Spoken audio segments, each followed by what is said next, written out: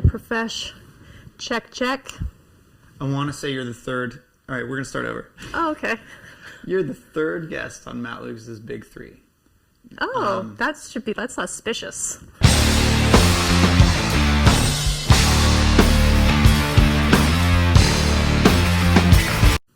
What's happening? Let's catch up first. All right. So yeah, what is happening? Not much. Just got my body works. Right. Feeling pretty relaxed. I was all hyped up, but now I'm like, let's talk about where it's smoky. ugh. Yeah. Ugh. And then not only is it smoky, but It's your hot. neighborhood is all nothing but violence and crime. It's right smoky. It's hot. You can't go outside. You have to stay inside. You can't open your windows. now. Yeah. That's the hellscape. Yeah. There's a lot of zombies outside. Mm-hmm. Feeling bad for them, but you know. And yeah, my neighborhood's just been going crazy. For some reason, there's been a lot of knives, a lot of guns, and a lot of arson in Berkeley. Who knew?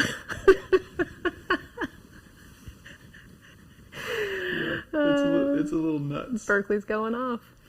I remember I was going to call a friend and be like, hey, if you need a place to go, because he's up in Napa, come on down here. But then I remember looking out and that homeless encampment outside was on fire. And I was What? well, at least burning wood and trees. Was that recently? Yeah, it was 2 days ago, 3 days ago. The one over here? The one on 12th, you know, the big one, right along the train tracks. Mm-hmm. Talking about honestly, it doesn't have to be about movement, music, or food, but I feel that through those three things, I can relate to anyone. Yeah. I've been having a hard time relating to you lately. Oh, really? So we got okay. to get back. Well, let's get into it. Yeah. How's your tea? It's delicious. Yeah. It's very sophisticated. Thank you for making this very special. What Marsha doesn't know is we're a gym and tea means testosterone. So what I like to do is bring awesome people, especially women in here, and we just drink straight testosterone. Drink the tea. And then let the magic happen. Mm-hmm. Shh. I didn't hear any of that.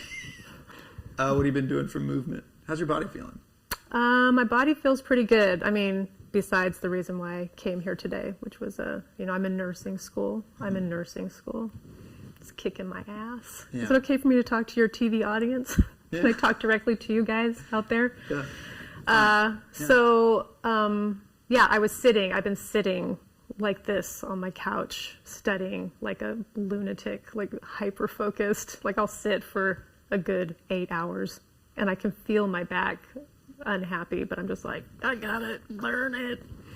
And so all of that is apparently not good for I think the stress, the emotional stress, not good for the old psoas, and then sitting uncomfortably, not so good for my back. But other than that, I'm feeling pretty good. Well, you're a trainer. Yeah. And you're a yoga person. Yes. And you're one of our senior students here at the Thank you. And and now you have to sit down. Now I have to sit. It's really cramping my style. Yeah, I went from literally probably exercising, moving a good 6 hours out of every day, 7 days a week, to sitting. Like I'm lucky if I get, an hour and a half of movement in each day. So I'm going to tell the folks at home, I'm going to switch it on over to me really quick. Okay. What a lot of people don't know is, so like if I ever work out or gain weight, it goes right to my biceps. Oh. And then, if I work out, I get just smaller. But when Marsha works out, I get yoked. her arms just get longer. So open your arms. There you go. Yes. Long arms. So she's got no bones, and she just keeps getting longer. Which brings me to my movement, my main form of movement. I have a few things I've been doing. One is a lot of gesticulating. This is how I talk. I talk like this. And so that is a form of movement. It keeps me going. Highly unsatisfying. Highly unsatisfying, says you, right. the non-gesticulator. You should try this. Talking with your body. dancing, which is mostly right here. Mm-hmm. This would be a good time for you to insert some clips of me doing some dancing. Running Man, that's this. Mm-hmm. I have my rerun. What else I got? Oh, I have the white guy at the reggae concert. That's mostly for my shoulders. So that's like a full body. I had my legs, my arms, my shoulders. Have you been enjoying the self-defense stuff? Oh my God. Yeah. It's so good. We've been doing. Love it. Yeah. Love it. Love it. Especially now because everything feels so uncertain. It just feels good to know that if for some reason I find myself on my back with a large man straddling me, I'll have a plan. Yeah. I got an escape plan. A few, actually, a couple few. Yeah, we're in a bubble, so we can train, but it's like it's crappy that so many people are so afraid, and they want to learn this kind of stuff, but they don't have a foundation anyway for it, and then you put them in a position to where now they're afraid, and then they're walking like easy targets. Right. I mean, do you feel like it's sort of too late to start for people who are like have never done? It's all awareness. Yeah. Oh, well, that's what we were talking about earlier, anonymous service, right? When you train this kind of stuff, you walk with a different energy, and then that energy makes you not look like an easy target. And usually a predator or an opportunist is looking for an easy target, and they are not looking for a person that isn't an easy target. Right. So when you walk with a little vibe, a little spring in your step, a little pep in your step, and not a bee in your bonnet. Yeah, a little spring in your step.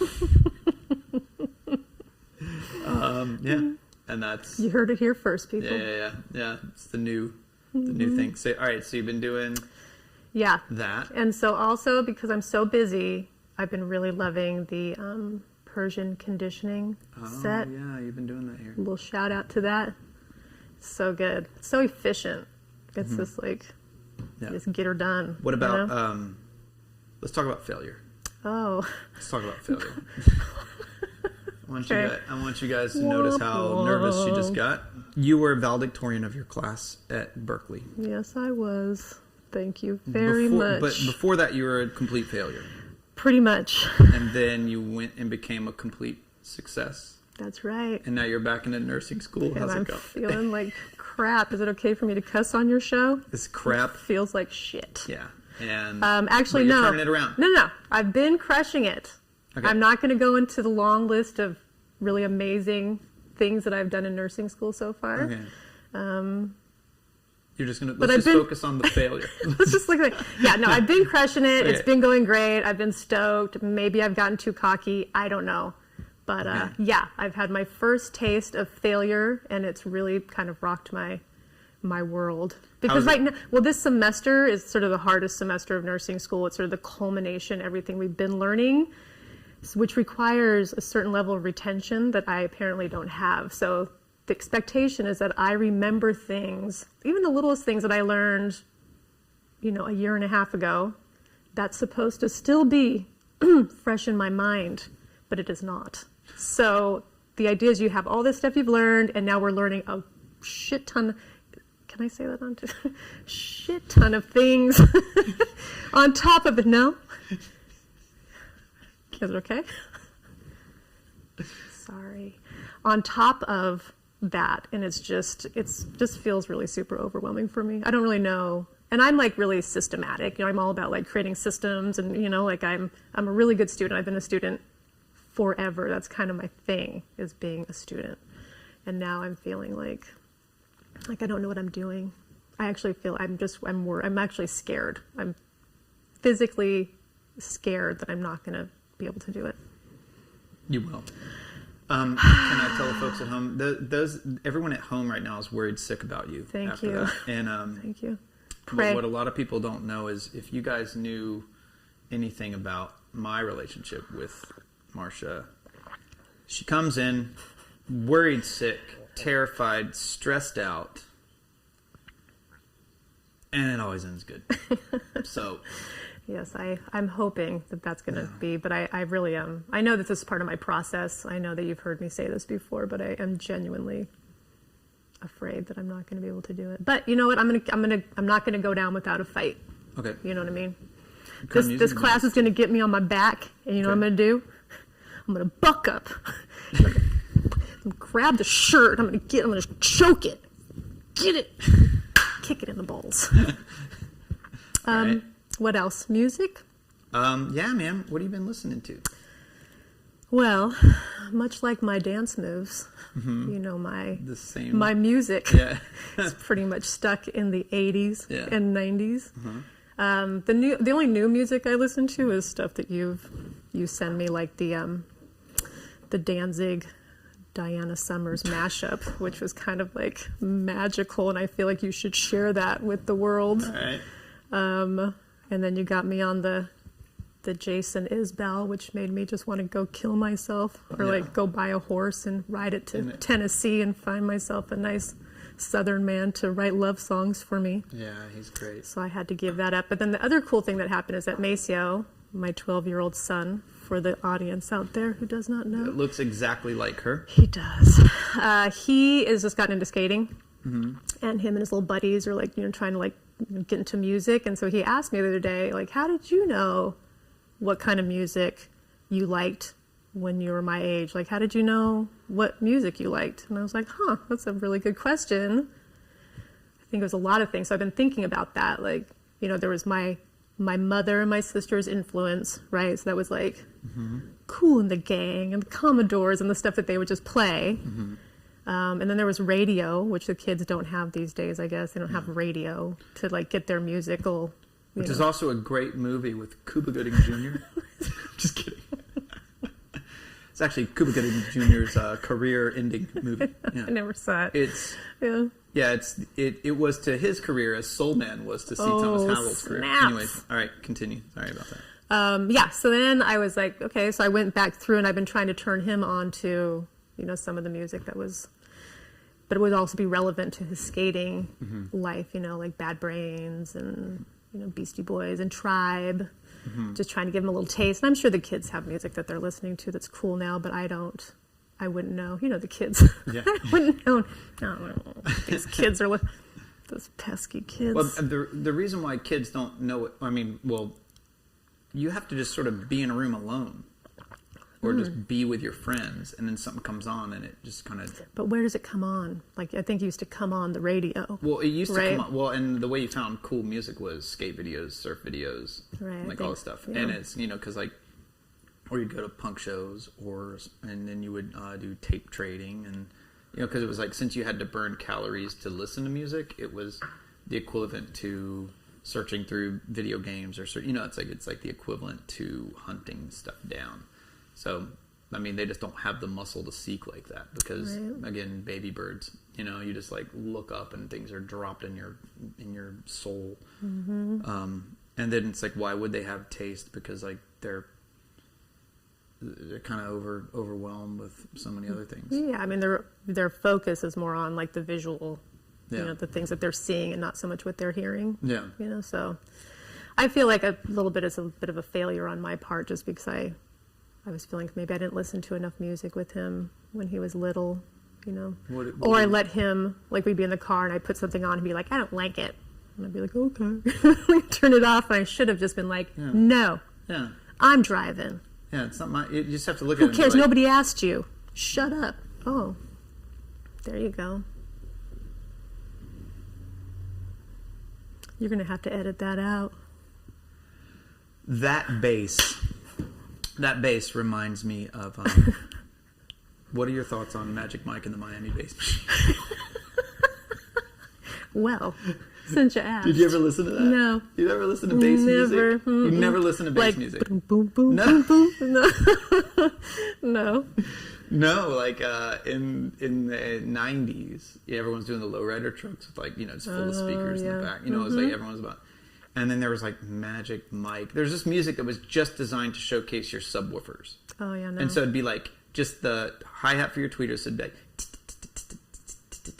just doing that, and then you just hear and it was literally designed to just highlight your subwoofers, and that's all. Missed it. I And missed that. I remember I'm interested in all kinds of music, so I remember borrowing one of those CDs from a dude, and it was just called the Minute Drop, and it was just as low as you can go for 1 minute straight. Was there ever like a deeper drop, or was it just deep drop No, for it was 1 minute? Yeah, it was the 1 minute deepest same drop. Note, and that guy probably made $100,000 off that.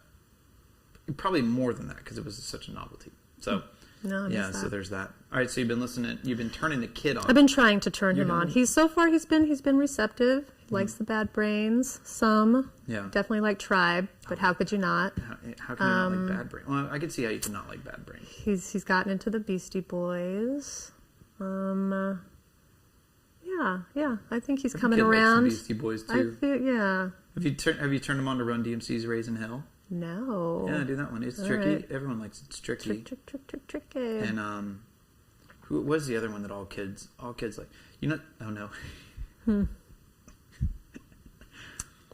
We'll just talk about that later. I was gonna say, no, I realize it's not kids; it's special needs people that are, which are the same. Kids have special needs, Sure. but we'll move on from that. It's tying. There was apparently this one person that got front row tickets to a Huey Lewis in the News concert one time, and was like apparently like he's a big. I don't know what the deal is, but a very big supporter of that world, and so he didn't know that there was going to be so many. He was just in the middle of the happiest. I would kill to play in front of that demographic, special needs people, because I did. I had a fan, Super fan? with Down syndrome, Oh, yeah. and I was just like, All love. gave her albums, gave her because it was like, you've never seen someone dance harder, sing Right. every word, and Just open. yeah, Just and wide open. I was like, I literally have never been happier. The only person happier than you is me. Yep. Yeah. All right. So when I say food, I say yeah. Oh, food. Let's see. what comes to your mind? What comes to your mind? Are you eating? Are you cooking? You got snack ideas? You're also a nutritionist? Oh, yeah, sure. Okay, you're a nutritionist. Mm-hmm. You're a nutritionist. So if you were to give anyone advice Oh, yeah. on what to eat when listening to Bad Brains. Oh, yeah. Yeah. Now, if you're giving anyone advice, what would it be? How to eat for arm length. Oh, yes. That's all protein. Well, first I'll just say that it's just been so hot and smoky that food has not really been on the forefront of my mind. I feel like I'm full on smoke particulates right now. It's like I'm just stuffed with smoke particulates. So I haven't been too much into food except for really, really cold grapes. I've been eating a lot of grapes. So good. I'm down with the grapes. They're really good, but they have to be super cold. Not frozen, but just cold. It's very refreshing. And then, like, in terms of what with nutrition, just... Hold on. Oh.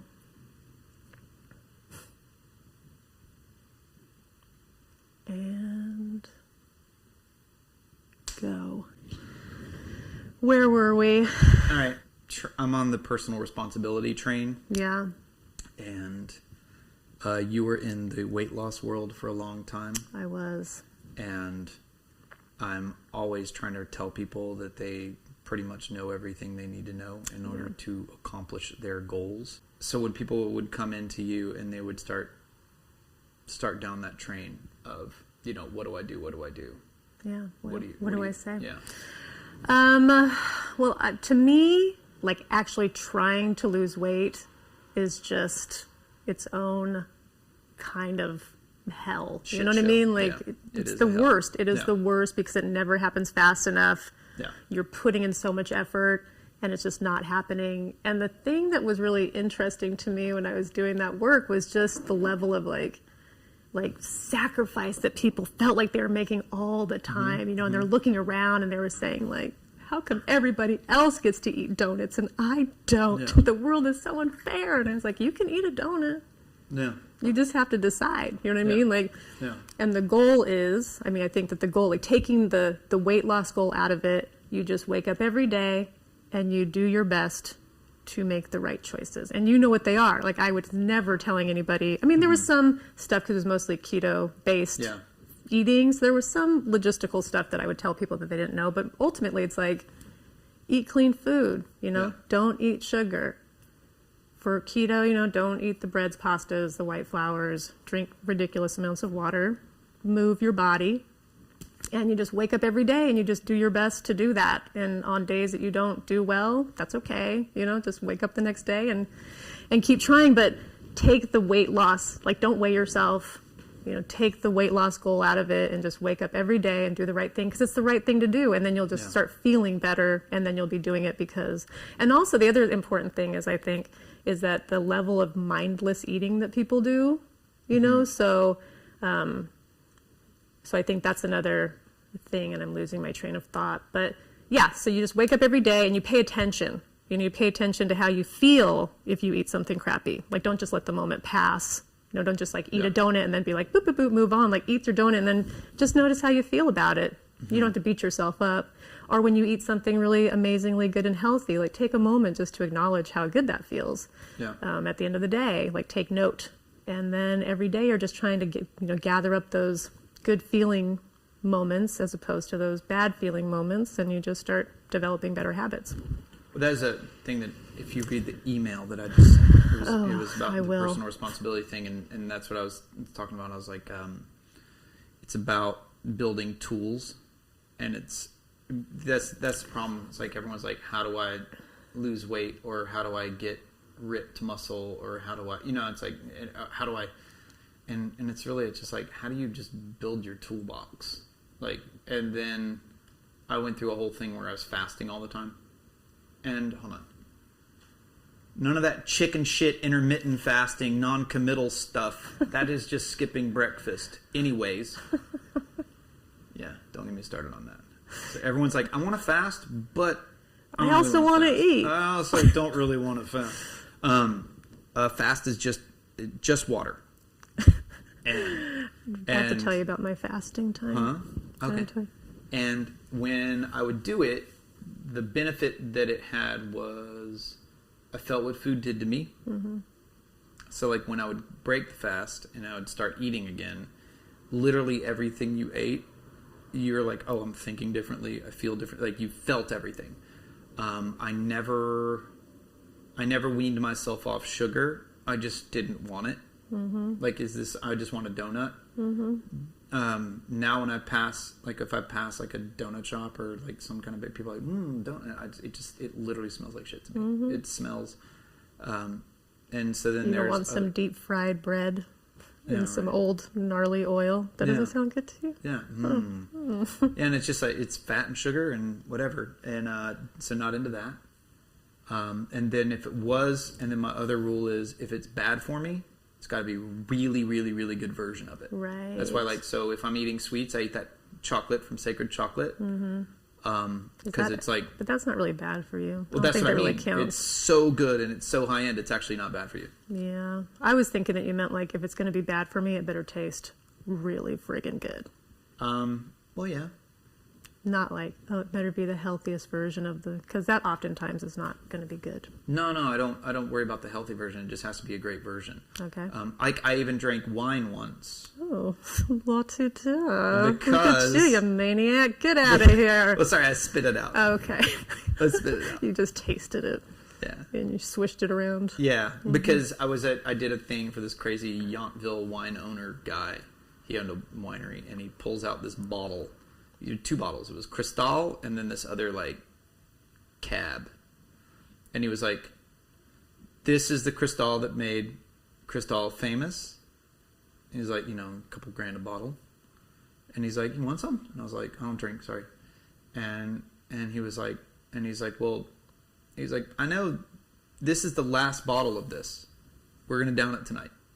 He's like, it's the last one. This is known as like the best, of this. This is their best version. I don't know what it was. And he's like, you want to taste it? He goes, you can just spit it out. He's like, just taste it. Try it out. He's like, maybe you're into it. And I was like, all right. He's a pusher. Yeah, he was. He was really trying to get you hooked on the good stuff. Trying to get me hooked on priceless wine. Yeah, something you could never get. Then you're just spending the rest of your life just trying to find it. Yeah, you think cocaine's expensive. Try it, $5,000 a bottle. It's like every night. And so I switched it and spit it out. I wrote a wine review of each one. Oh, of course. And both of them tasted like absolute poison. I was going to say, from your real expert palate, I'm sure you were drawing all the right words. Yeah, I don't see the whatever. The Cristal, the way I described it was, I felt like after I got past the poison part, I think I described it as, I felt like I walked into a field and opened my mouth and arms, and a cool breeze blew fine sand into my mouth. Oh. And then the cab, I said it tastes like it would go really good with meat and potatoes for all those people that like meat and potatoes. Okay, that's positive. Because there's people that are really into meat and potatoes, and sure, I could see if are you not one of them? I do, but I like meat and potatoes, but also I want some curry in there and I want some flavor, and you know what I mean? Like, I like things to be a little bit more exciting. Okay. And I learned that a lot of the people that I knew that were like really into wine, like they're the kind of people that want like saltines and like these really bland foods that kind of don't step on the taste. Like, the wine is the feature. Oh, interesting. And like a lot of the food is like good, but it's really simple food. And that's why I like California, because it's like a great tomato, and just don't mess it up on the way to the table. But that being said, you're all oh no, just the tomato. Yeah, so that's my story about wine. So I have drank wine. Okay, well, that's good to know. Yeah. I know you have a lot of wine somewhere buried. I do. I have a lot of wine upstairs. Well, I used to. I cook with it. Okay. Yeah. Well, I'll tell you about my fasting time. Right. The time I fasted. It was many years ago, and I was trying to do that master cleanse, Oh, yeah. I was shooting for 3 days, Okay. but I made it one day. And I had to just go to the movies all day. I just went to the movies, and I just went from one movie to 3 movies, just so I didn't have to be in the world, because it was overwhelming. It was like way too much for me to actually try to function in the world while drinking hot water with cayenne and whatever the hell is it, maple syrup. Lemon, but the cool thing about it was that it made me realize how often I just was like popping shit in my mouth. Like, anything, you just see it. Like, you just see it and you just put it in your mouth, And I realized that when I was working with people with the weight loss, just all the level of unconscious eating that people do. So they would report, like, say I had them do a food journal, and they would say that they ate whatever. And I was like, there's no way that that's all you ate, because I'm sure there was many times throughout the day where you just saw something. Yeah. There's no way to account for that, And then the other thing is, I did once like this liver cleanse. That wasn't a fast. It was a 30-day deal where you can't, just like no sugar, no fun, no coffee, no goodness, no alcohol, none of the stuff that I was used to having. And I did that for 30 days, and I felt really good. I was gluten-free, and I actually felt, maybe I should do that now, because my eyes I could see better, like everything. It felt like a fog was lifted from my vision. Like, I'd be teaching a yoga class, and I'd be like, there'd be 30 people in the room, and I'd be like, you move your heel 3 inches to the right, and you turn your foot out 90 degrees. Like, I could just see everybody's body so clearly, and I was like, this is amazing. Yeah. And then after the 30 days, of course, I just went back to a version of the way I was eating before. Like, it wasn't as bad. And then the next time I did the cleanse, which was probably 9 months later, the first time it was really hard, because I had to change so much about the way I was living my life. But the second time, I almost felt like I was doing it wrong, because it was so much easier. And I was like, am I missing something? Yeah. No sugar, no wine, no. It was just way easier. So that's another thing, is like you're saying, like, it takes, 30 days or whatever, 20 days to break a habit. Yeah. And so if you just give yourself that space, kind of muscle through, you will change a lot of your eating habits that aren't so great. Or just a lot of the things you're doing that maybe aren't so good for you. Well, I had a client that was asking me about that. And it's like typically I say if I do my job right, I'll put myself out of a job. And so this is one of my clients that worked with me for 1 week and never came back because he's like, thanks. But that's what I was telling him. I was like, don't write down what you ate because that's going to make you feel guilty. And then you're going to come here and you're going to think I'm your dad. But I was just like, write down what you're about to eat. That was good. You know exactly what you know what your goal is. Literally look at it, write it down. And then after about 3 days, you're going to get sick of having to do this. First, just the step between you and the food is going to make you question it. Yeah. And then after that, then at the top of the page, write down your goal, and you know exactly if that's going to make you move towards or away from your goal. Totally. You actually told that to me when I was doing and I shared that with many people, and it was like this mind-blowing, like, they were just like, whoa. It's personal responsibility. Nobody's ever said this. Everybody wants you to keep the journal after. And that, you can lie. You could just be like, not really. I'm just going to not write that down. Yeah. Yeah, and it's so funny because the reason why you're not, because the company you work for, you will not have a lot of clients if you do that. Right. Because you're going to put all the power in their hands, and then you're going to let them know that they are powerful, they are in control of their habits, and then you're going to go out of business. Well, they had drugs. Yeah. That was Yeah. Yeah, there was people, then, they would never not. That's what I mean. then you can just sell them drugs. That's pretty much what the deal was, yeah. Yeah, so, and that happens to me. That used to happen to me a lot, where I would just be like, you don't need me. And then I would be like, oh shit, they left. Yeah. And then they'll find the place that, like, is okay with them. They always come back. Yeah, they do, actually. They do. Come back. They do come back. Yeah. Especially in times like this, like when people realize, like, oh God, I actually should take responsibility for my life because I might get trapped in my house for 6 months. Yeah. I might need to know some skills and how to be alone with myself. How do you feel about being alone with yourself?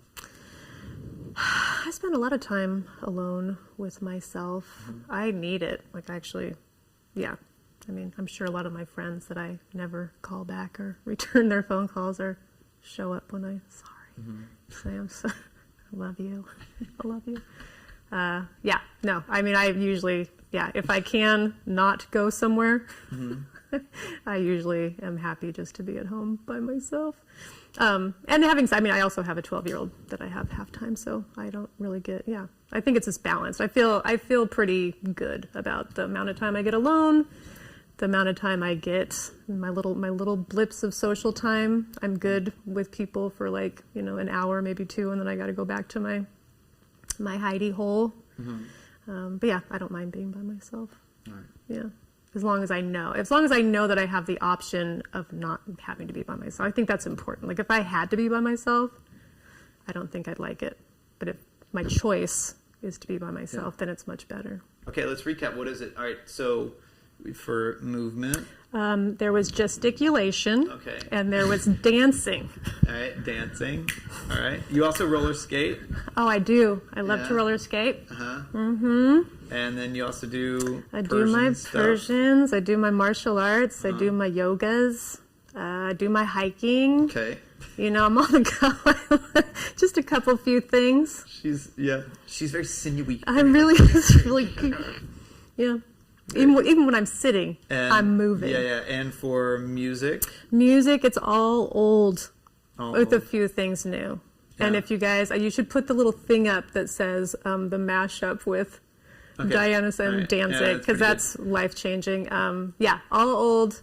I'm not, whatever. It's the good stuff. I like how you got into Jason Isbell stuff. Ugh. I love it when... Oh, my gosh. People don't know how powerful a songwriter can really be because we're so overwhelmed with songwriters that trap us with their feelings. And then you get someone like Jason Isbell or Dave Dondero, or you get someone like Gary Kellum. Ugh, I love all those guys. Yeah, and all of those guys have played back when I had a music room. When I had a music room, I brought in people, and everyone that I had there was real as shit. We even had Ian Axel, the Great Big World guys. Say something, I'm giving up on me. And when you hear that song, those guys, that's the good. They had a Grammy after that.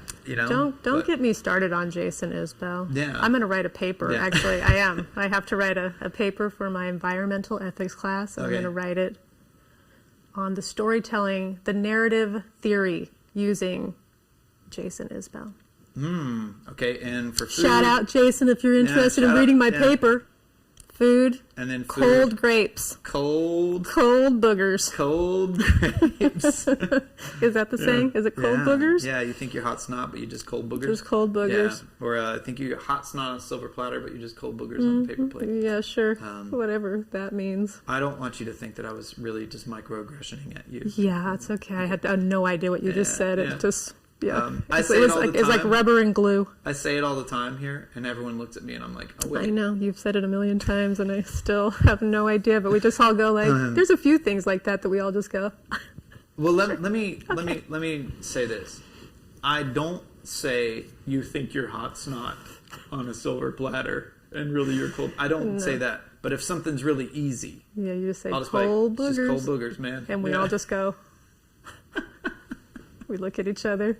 It's cold boogers. Yeah. That one hasn't really caught on so much. No one's really. I don't think you have to worry about that one. Nothing really happens. Every now and then I'll hear like Scott or someone say something that, adopt some sort of ism, but it's okay if no one does. Like, Yeah. I kind of have my own little style. Your little thing going, yeah. As long as you know what you're talking about, I guess that's all that matters. Teaching is transmission. It's not about the words. It's about the intention. My favorite is watching you talk to the children, and they're just like, oh, God, yeah. And he's just going. He's saying stuff, all animated, and they're like, yeah. Like, what the frick is he talking about? Yeah, well, that's the best part about kids is they are, like a long time ago it used to be, and this is some of the things that I wish we could get across to, like, in schools, what I noticed in schools is a lot of times when they would go on stage or they would do a performance or something like that, the teachers or the facilitator wanted the parents to know that the kids were having fun. Mm-hmm. So they would encourage the kids to be crazy, right? And as long as the kids are running around like assholes, and just they're out of control, it's kind of cute, and it is cute. But I never liked that. But when they get into a room where they're going to be coached and they're going to be it's like, that's why with the little ones, like, I make them film each other and then watch themselves.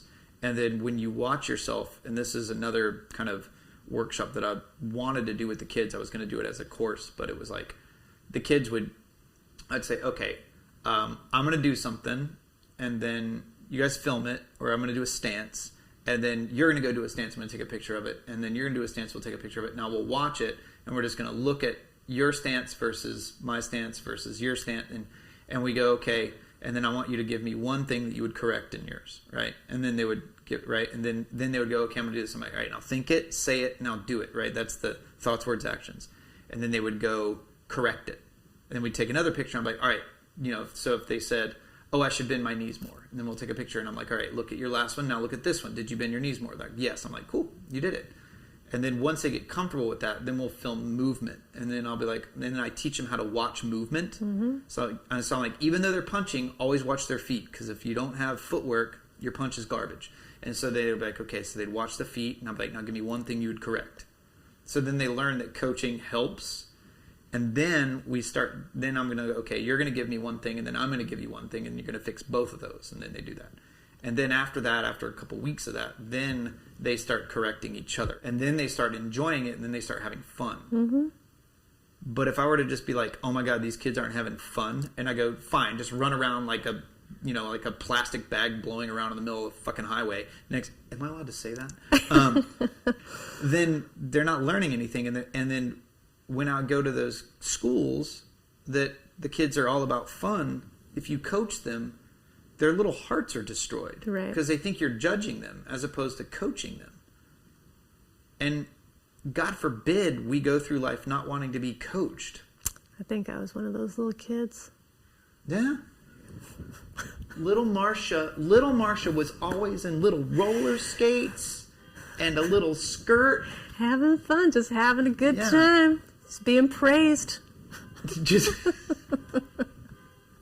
Until you until you started videotaping me and making me look at it. Oh yeah, it really helped you. It did. Yeah. It was torture. Yeah. I hated it. Yeah. I don't think I was shy about that. I don't think I kept that on the inside. My only- hatred of that particular process. It's weird though, because like when you guys would do things together, you guys would just be like, I actually don't know I don't know how to start this or because literally you've been doing Yama series forever, and then we started filming you, and you're like, how do we start? Yeah. Line and Yeah. it's funny. Well, I think it's great just because there's so many details, and no matter, and every time, and I've said this to other people before, like training with you, like we would do the Yama. I did Yama with you, 3-4 times a week for years. And every time I felt like it was something different. Yeah. Like I was like, I didn't realize that it was the same sequence of events for a really long time. Yeah, because it always felt I'm always focusing on different. Yeah. Yeah. So Yeah. I do think that the videotaping and then going back, and it just helps with the little details that you forget. There's a lot. There's a lot of that's a lot of the 5 little elements stuff. of practice. So like whenever someone's like, I'll be like, all right, hold your leg out for like 30 seconds, and then we'll start throwing kicks. Like people don't know that that's the same thing. Yeah. It's just a difference between kicking slow versus kicking fast versus holding a leg out. It's the same thing. Right. But our brain is so academic and compartmentalized, we can't see the art inside the whole thing. Like music is 12 notes. You're making a lot of, it's like, and then what is the difference when you play a song fast or slow, right? And that's the art of it. And then what it does is it allows you to be able to see like, okay, I'm injured. I don't have to put down this practice that maybe hurt me. I can now do it with this attitude. Mm-hmm. Or I feel my hands are weak. How could I do all this work and get my hands stronger? Yeah. And it's seeking balance. Total balancing sequence. Yes, it's Total amazing. BS. Yeah, it's really been helpful for me since I hurt myself a lot. Yeah. Marsha is in so much pain right now. I am in emotional crisis right now. No, I'm not. I hurt my knee. I hurt my back. I was in a car accident. I'm just, Yeah. just talking to you guys now. Yeah. So yeah, I've had a lot of injuries over the last 3 years, and I feel like, just being able to be like, I still have to do something. I can't not, so even when 1 week after my accident, I was still trying to figure out like, how can I still do what I need to do even though I'm in an excruciating amount of pain. And there was always options. There was always a way to do it. So that was cool. Well, that's Thank you. So that's the gift that a lot of people. This is what's sad about a life of affluence and luxury. Yes. Is you can stop, but when a lot of people would talk about how hard you work or how hard I work, it's like, nope, I'm not. I don't have a work ethic. No. I can't. Just stop. got to do Yeah, it. like, You just got to do you it. just got to do it. Like, Because I want to. I want to do it. Yeah. I don't want to not do it. Yeah. Yeah. So it's kind of one of those things where it's, and then if you keep telling your body that, I need you right now, I need you right now, then it kind of shows up for you. You have to sing it. I need you right now. I want you. I need you right now. Little body. Oh, we never. This conversation could just go on. And Hey, on. little body. Just trying to wrap it up. Yeah. Trying to wind it up. Are we trying to wind it down? Anyways, Anyway, and on that note, is this thing working? yeah, so Little body. I'm fine. Little body. I gotta put myself. We're on the gathered. other side. Is there anything else you'd like to tell them that might be? The Well, audience? no, I think to wrap things up, I just want to thank you for having me. It's a great honor to sit in this blue chair with the great Matt Lucas, people. Well, a lot of people don't know that. I mean, you've been the topic of conversation numerous times. Where we're like, we have when Scott and I were talking, and it was like, we have a friend, and so we bring you up. I did not know. So if you guys want to know what Marsha's face looks like, fun.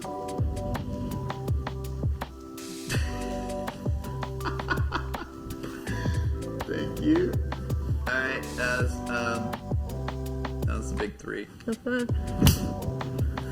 Sorry.